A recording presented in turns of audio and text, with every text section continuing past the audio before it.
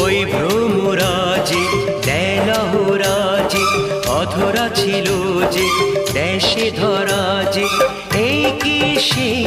স্বপ্নের ওই ফাগুন